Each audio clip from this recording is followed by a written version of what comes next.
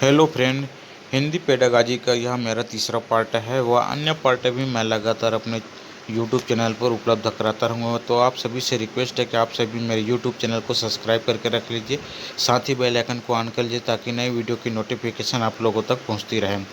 तो चलिए ज़्यादा देर न करते हुए हम चलते हैं टॉपिक की ओर। दिया गया है आज हम पढ़ने वाले हैं पार्ट 3 के अंतर्गत संधि, स्वर संधि, व्यंजन संधि, विसर्ग संधि। संधि के अंतर्गत जो है इन तीनों संधि के बारे में हम पढ़ने वाले हैं। तो इसमें संधि किसे कहा जाता है? दो वर्णों के मेल से उत्पन्न होने वाले परिवर्तन को संधि कहते हैं। संधि किसे कहते हैं? दो वर्णों के मेल से उत्पन्न होने वाले परिवर्तन को संधि कहते हैं।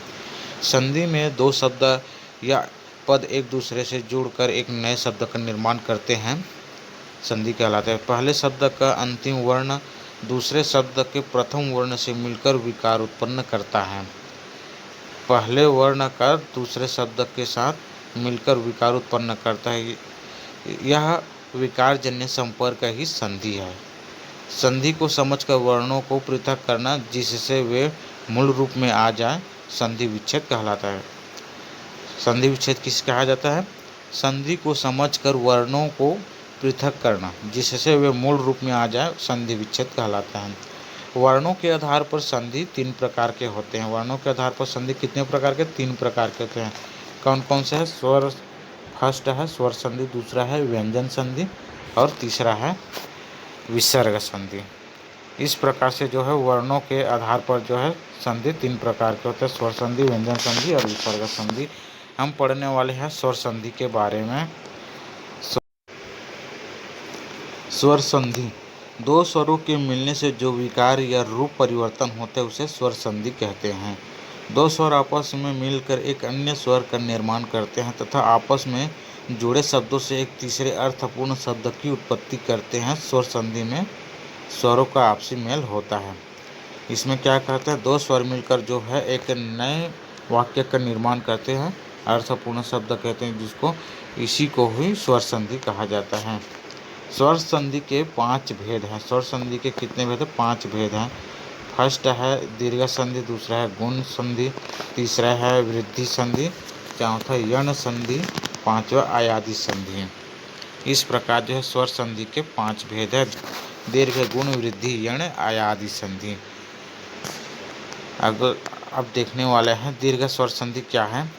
दो सजातीय अथवा सवर्ण स्वर जैसे कि आ मिलकर दीर्घ रूप स्वर के रूप में परिवर्तित होते हैं, ऐसे संधि को स्वर संधि कहते हैं। यदि आ, ई, उ तथा ऋषि के बाद ही ह्रस्व या दीर्घ स्वर जुड़ता है तो दोनों मिलकर आ, ई, उ तथा री के रूप में सामने आते हैं। उदाहरण के रूप में देखा जा सकता है दीर्घ संधि को अन्न प्लस अभाव। इसमें जो है अन्न प्लस अभाव जोड़कर क्या बनना? अन्नाभाव। इस शब्द में जो है आ प्लस आ जोड़कर जो है बड़ा आ बना हुआ है। ठीक है, अन्न में क्या है? छोटा है, उसमें प्लस आ जुड़ा है तो दोनों मिलकर बड़ा हो गया, अन्नाभाव हो गया। ठीक है, इसी प्रकार देव प्लस आलय, देवालय, इसमें भी जो है आ प्लस आ जुड़कर बड़ा आ का निर्माण हुआ है।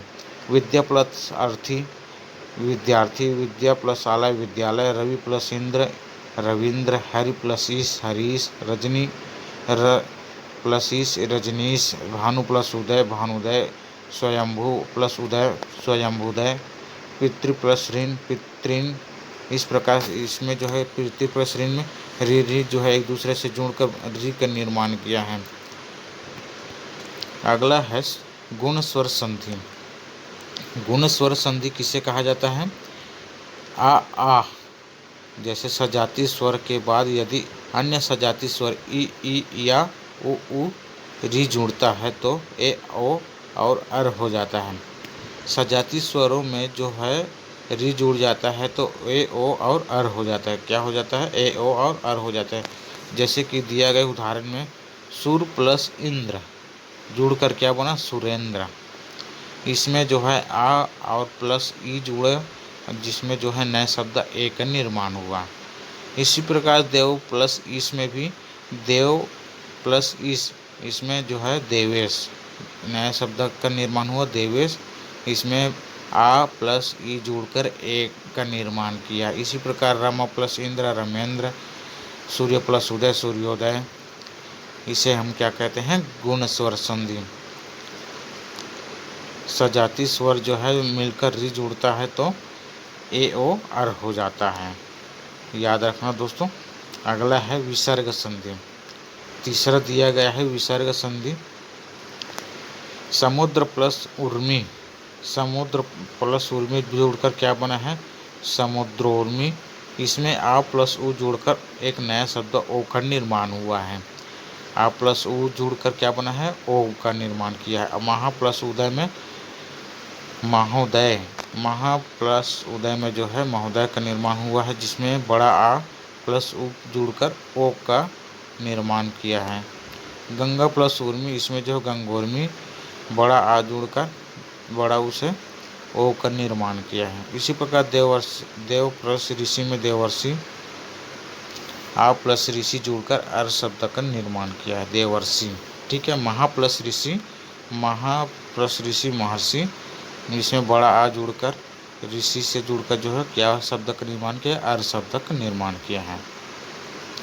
अगला है वृद्धि स्वर संधि। वृद्धि स्वर संधि आ या आ के बाद ए या ऐ हो तो दोनों मिलकर ऐ और ओ या आओ रहे तो दोनों मिलकर आओ हो जाता है। स्वर वर्ण के इस विकार को वृद्धि स्वर संधि कहते हैं। ठीक है। आ या आ के बाद जो है ए या ऐ हो तो दोनों मिलकर ऐ ओ आओ रहे तो दोनों मिलकर आओ हो जाता है। स्वर वर्ण के इस विकार को वृद्धि स्वर संधि कहते हैं। उदाहरण, 1 + 1 = एकाक। यहाँ जो है आ प्लस ए जुड़कर आय का निर्माण किया है। मत प्लस ऐक्य, जहाँ दोनों शब्द जुड़कर क्या बना है, मतैक्य। आ प्लस ऐ जुड़कर जो है आय शब्द का निर्माण किया है।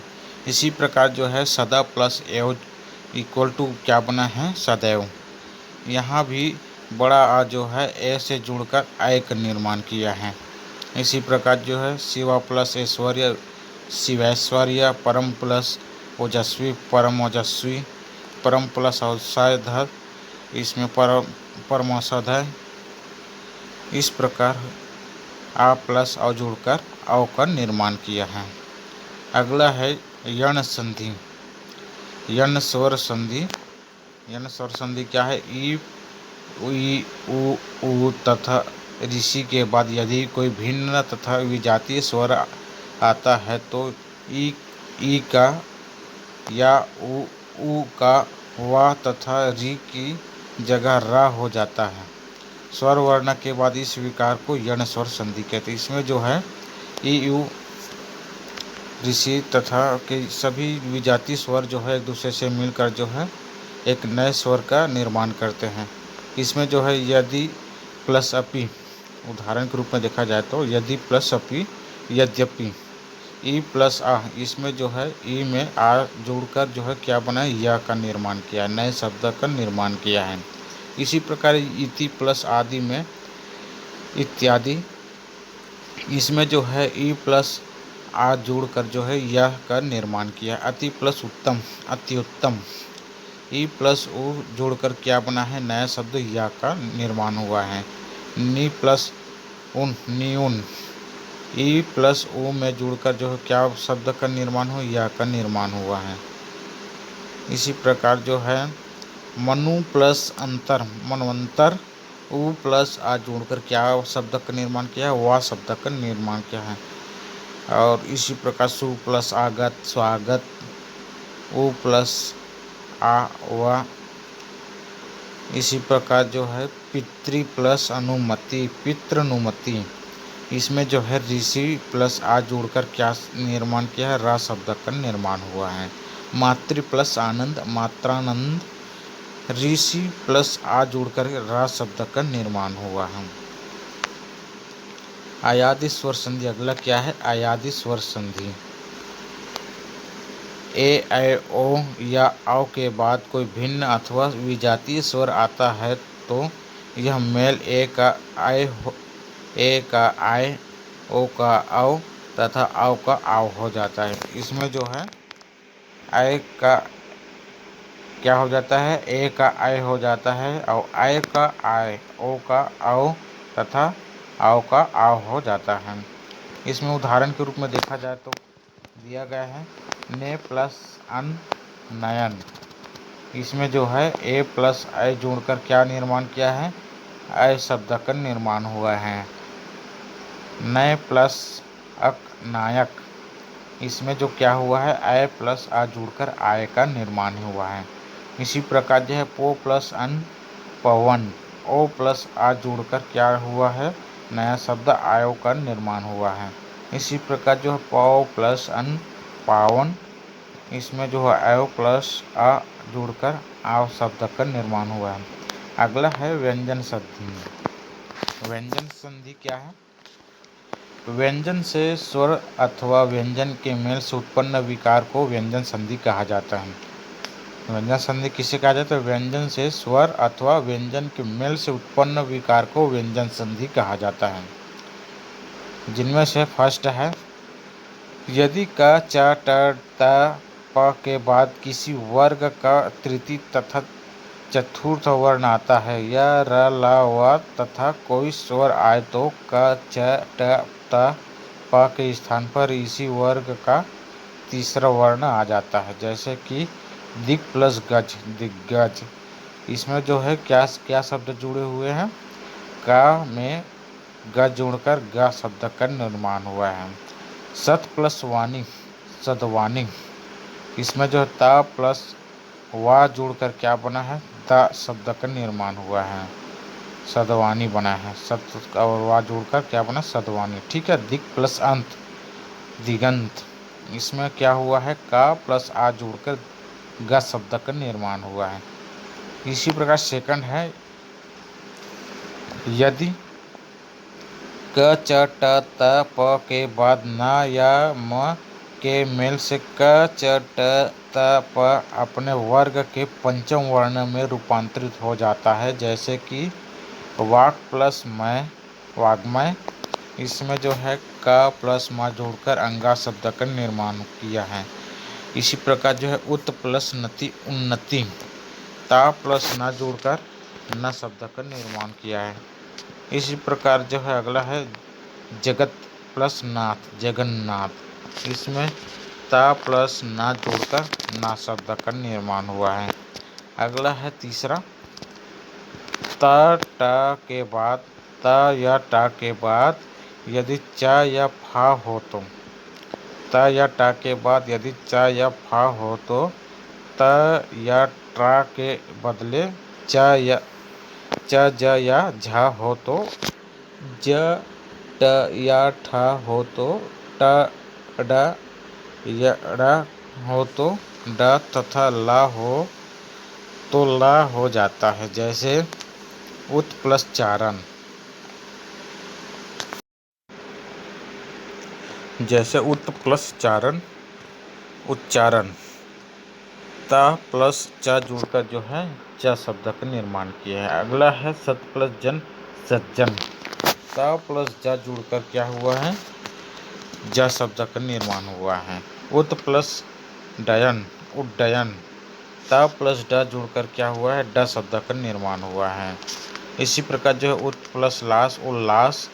सत ता प्लस ला जुड़कर ला शब्द का निर्माण हुआ है। अगला है चौथा नंबर में, म के बाद यदि कोई स्पर्श व्यंजन वर्ण आए तो म का अनुस्वार तथा बाद वाले वर्ण का रूपांतरण स्पर्श व्यंजन के वर्ग का पंचम वर्ण हो जाता है। जैसे कि हम प्लसकार अहंकार में जुड़कर जो है म प्लस का जुड़ा हुआ है और अंगा शब्द का निर्माण हुआ है।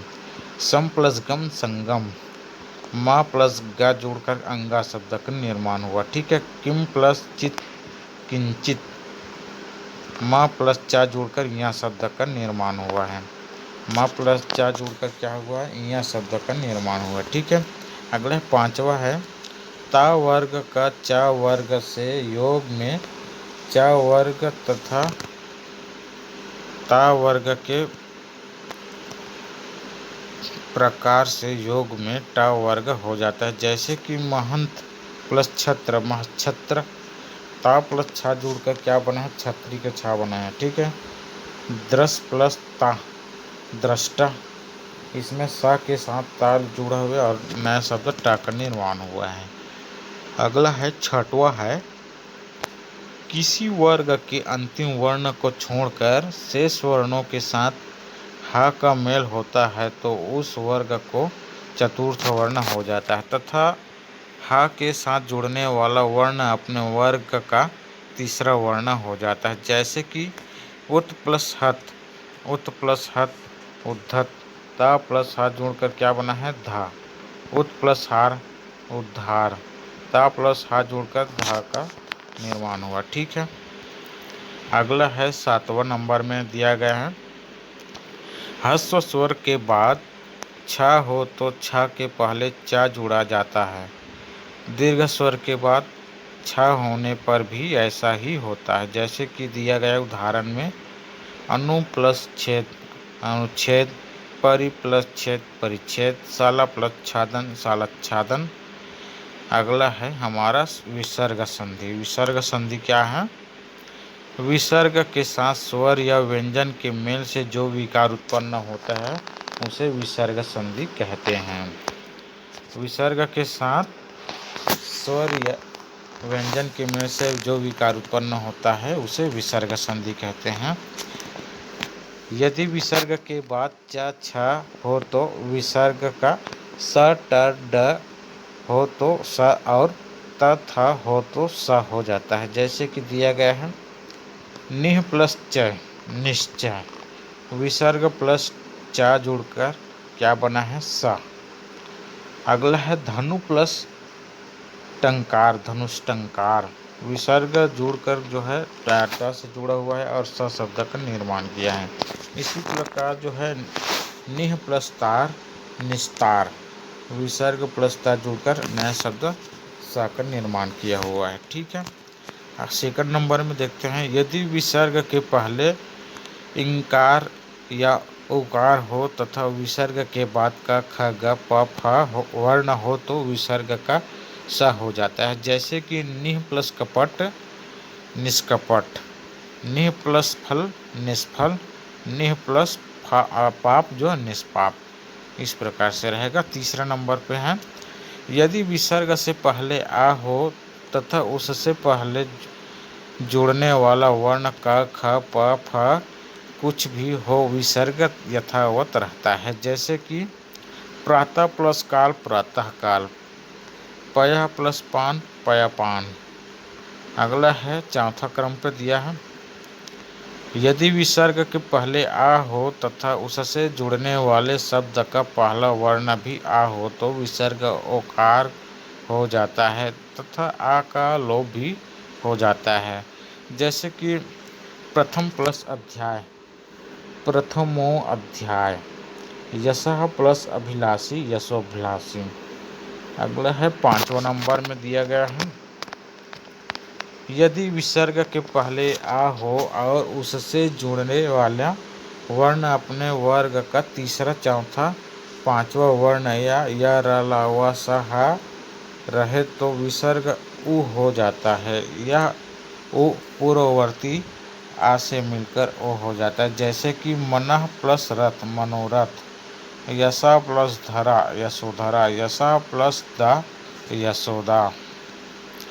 अगला है 6वां नंबर में दिया हुआ है, यदि विसर्ग के पहले आ और आ को छोड़कर कोई दूसरा स्वर आ जाए अथवा जुड़ने वाले वर्ण में कोई स्वर हो, यह वर्ण अपने वर्ग का तीसरा, चौथा तथा पांचवा वर्ण हो या र ला व हो तो विसर्ग रा हो जाता है। जैसे कि निह प्लस उपाय, निरुपाय, दुह प्लस आत्मा, दुरात्मा, निह प्लस गुण, निर्गुण। अगला दिया गया है 7वें नंबर पे है, यदि ई उ के बाद विसर्ग हो और उसके बाद रा आए तो ई उ का ई उ हो जाता है तथा विसर्ग लुप्त हो जाता है। जैसे कि निह प्लस रव, नीरव, दु प्लस राज, दुराज, नि प्लस रस नीरस। अगला है, इसी प्रकार जो है आज का टॉपिक यहीं पर समाप्त करते हैं। यदि मेरे द्वारा दिया गया जानकारी आप लोगों को अच्छा लगा हो तो मेरे चैनल को ज़रूर सब्सक्राइब करें ताकि नए वीडियो की नोटिफिकेशन आप लोगों तक पहुंचते रहें।